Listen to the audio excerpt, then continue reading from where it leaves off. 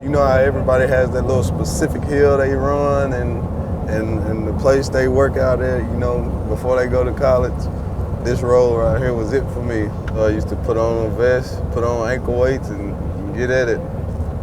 My dad used to sit up here with the stopwatch in his truck in the water. And we used to set off markers on the side, and he used to time me. He'd give me the ready, set, go, and I'd take off all the way to him. I used to hate it, but he used to make me do it. I'm glad he did. I always say he's taken us on a ride that we've enjoyed, and if it ended today, I would be exceptionally proud of him.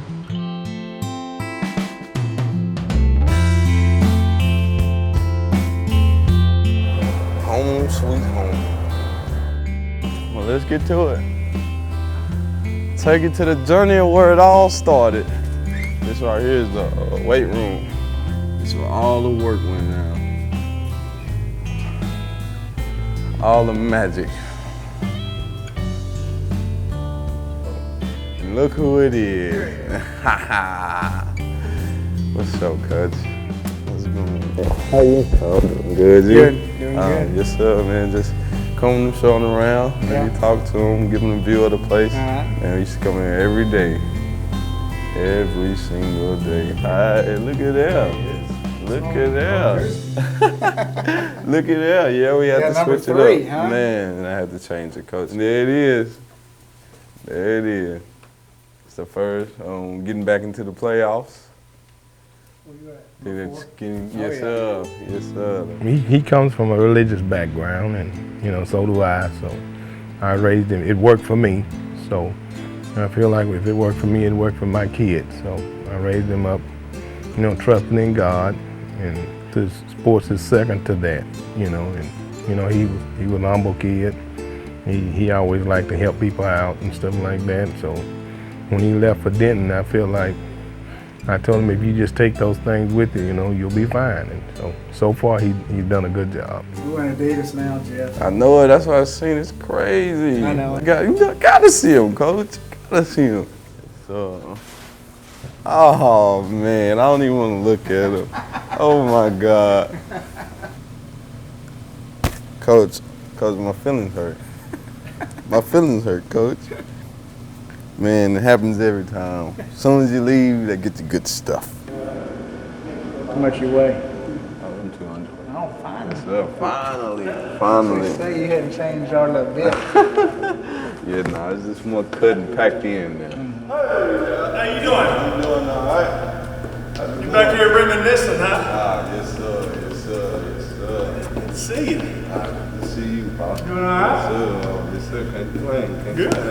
How you been? Looking good. Yes, sir. Finally gained some weight. I'm telling you, you had Turn it up. Yes, beefed sir. up since the bowl game. Oh, man, I had to. Yeah, man, it's the offensive coordinator right here, man. Yeah.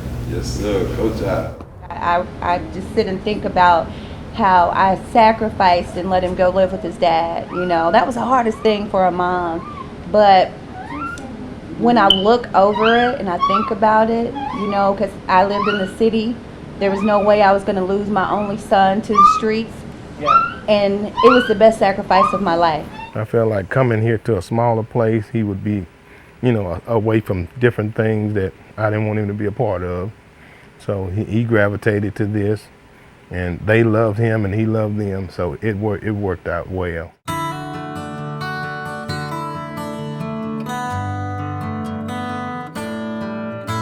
Whew. I can walk out here every time. Every time. God, but I wish I could go back though. Yeah? Yeah, I wish I could go back. Me and my friends sit up there and talk all the time about our high school days, what we used to do, the success we used to have. Yep. Your last touchdown run. Remember how long it was? Whew. 75. It was 75. 75. That's the longest I got right now. That's the longest I got right now. Yes, sir. 75. What a coincidence. You need to tell him to put in elk. I know it. I be telling them. I tell them all the time, man. I played quarterback back in the day a little bit. He said, no, I said, all right. call that and coming in, sending the package, man. My greatest memories out here, and you can ask Jordan about this one. It was 8th grade.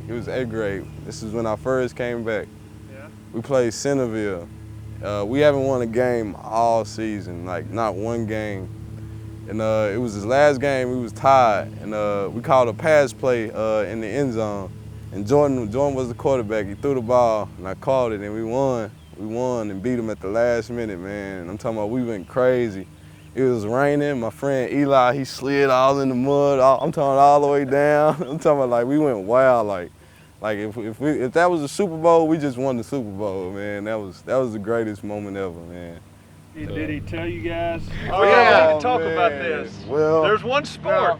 we went, Go ahead, see if he's gonna tell it. we went football, basketball, track, and last but not least, baseball. Baseball.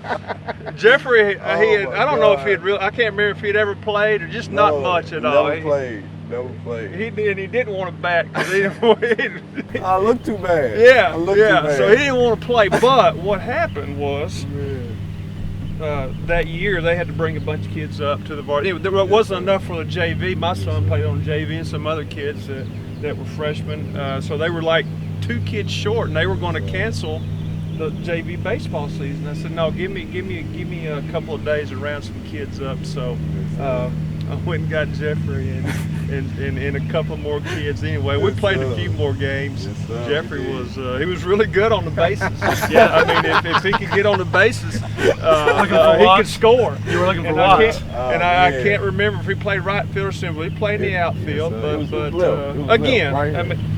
I kind of laugh about it now, but that's the kind of kid he was. I mean, he was willing to come out and play a sport that he really didn't want to play, but he was willing to do it for those other kids so that they could play a few more games. So I thought that was pretty cool. There's so many memories out here, though. It's hard to capture one, man.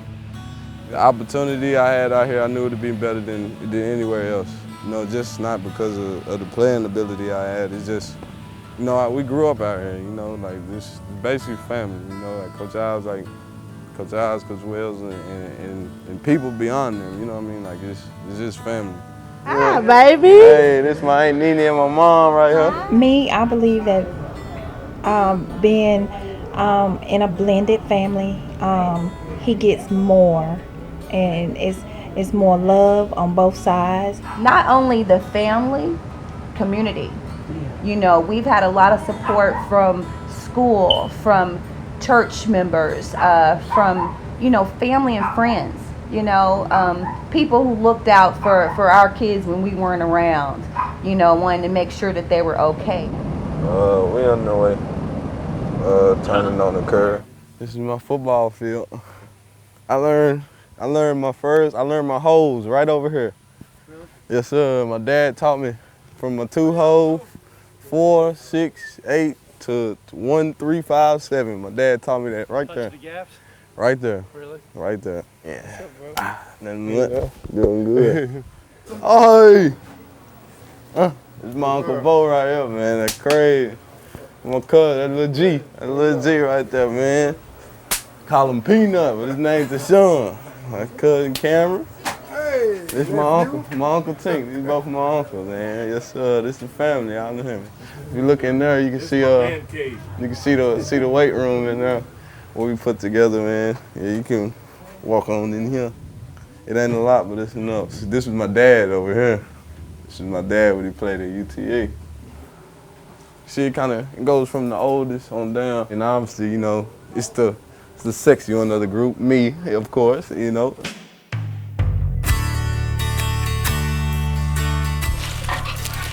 Come on through there, but what the ball at? That boy ain't got no shot. Oh, so you think you got a shot? Peanut! Hit it with the floater. When they was small, my sisters and my brothers, they all played on that field over there, and they cheered for my brother, so it was only me and my dad over here, and we played on this field right in front of you. And this is the field where I scored my first football touchdown ever. Right here? Right here in front of you. It'd normally be a ton of games out here on like each field. The youngest guys, we only had one field because we didn't have a lot of teams. So they'll set this field up, and touchdown was down here, touchdown was down there. And on this side, in that corner over here, in the left-hand corner, we ran a sweep. I was coming to the end of the end zone. It was about for like 20 yards. I stuck my hand out and barely got it in there. It was the last game we played, matter of fact, and then stuck it in there on the last game. I scored my first touchdown ever on this field, last game.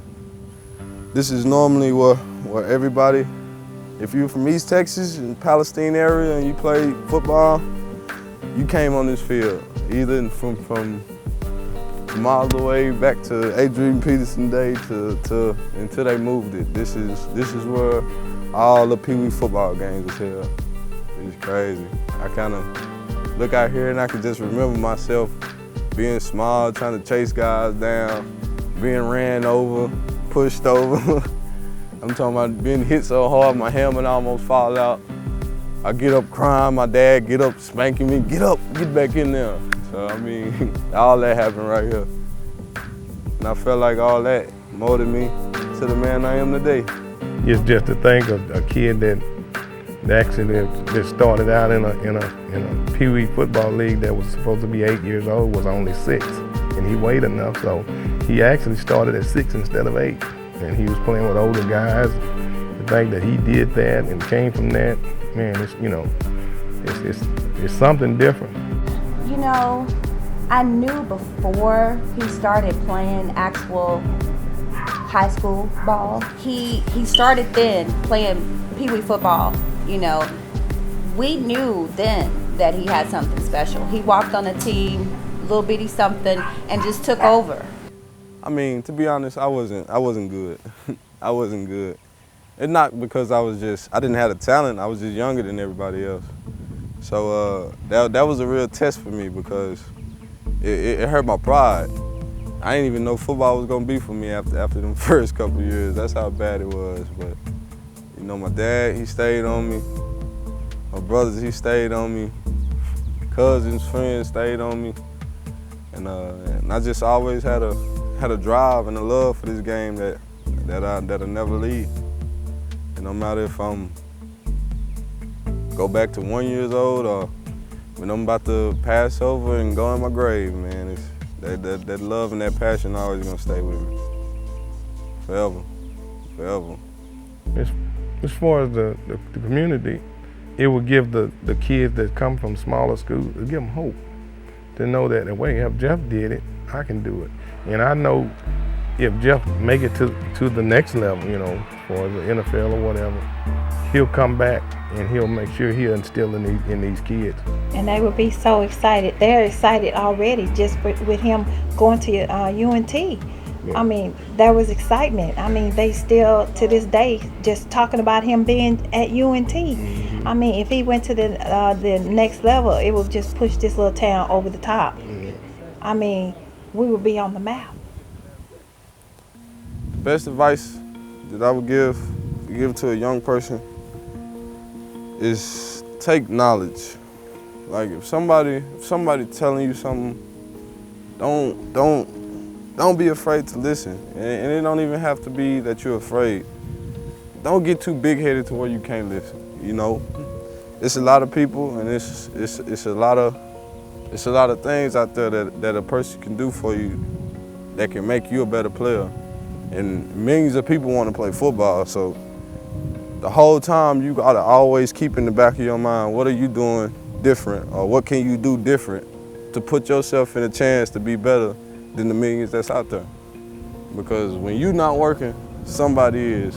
And for the young person, that's what I want them to know. Every time you sitting at the house, playing your game or sitting down and eating cereals, not doing nothing, it's somebody out there that's working. And that somebody is getting better than you. So what you gonna do to put yourself in the position to be better than the rest? But one of the most important things that I want, though, I want him to graduate. That's it. That would make me feel great, you know, if I can just see him graduate from North Texas. And that's one of the desires that I have for him. Handoff up the middle, Wilson, big room, 40, 50, a foot race with Allen. He's gonna win it. 30, 20, 10, 5, touchdown, 72 yards. You know, to see your child excel, you know, get a scholarship and play a game that he loves and is really good at it, it's like so exciting, you know, and then get the opportunity to get an education, you know. North Texas for us has been like a dream. My father used to tell me that passed down to me that, you know, I gave you a good name. I might not have gave you a lot of fancy stuff or all of this, but I gave you a good name, and as long as you keep that good, then you got something that you can value. Oh, I love them to death, and everything I do, and everything that I plan on do, is centered around them, and I have them in the picture because they put so much in me, so it's only right that I give it back, you know.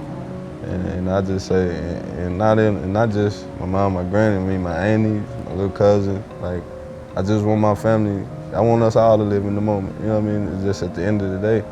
And I just want everybody to know that I love them with all my heart. And the reason I do what I do, and the reason why I grind and strive the way I do is for them. Time flies. You gotta cherish it. You got to cherish it.